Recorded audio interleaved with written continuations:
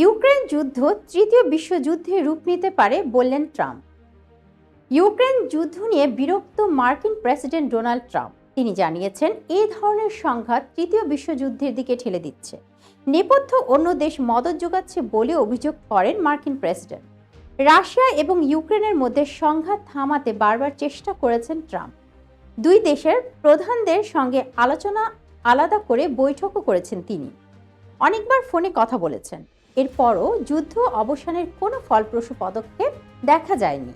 সেই কারণেই দু দেশের উপরই যে তিনি ক্ষুব্ধ তা স্পষ্টভাবেই জানিয়ে ট্রাম্প বলেন, গত মাসে এই সংঘাতে অন্তত 25,000 মানুষ নিহত হয়েছেন, যাদের মধ্যে বেশিরভাগই সেনা।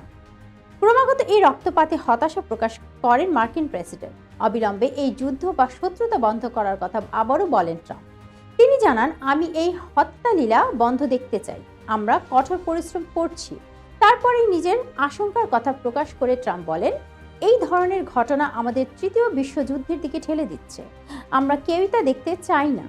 হোয়াইট হাউসের প্রেস সেক্রেটারি ক্যারোলিন লেভিট জানিয়েছেন, যুদ্ধবিরতিতে পৌঁছানোর ব্যাপারে ধীর অগ্রগতিতে ক্ষুব্ধ মার্কিন প্রেসিডেন্ট। তিনি আর এমন কোনো বৈঠক যোগ দিতে চান না যা শুধুই বৈঠক হবে, ফলাফল শূন্য।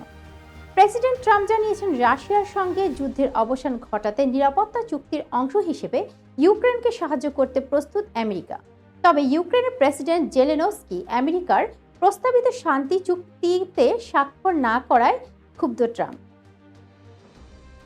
এই ছিল এখনকার আয়োজন। পরবর্তী সংবাদ দেখার আমন্ত্রণ জানিয়ে শেষ করছি। আল্লাহ হাফেজ।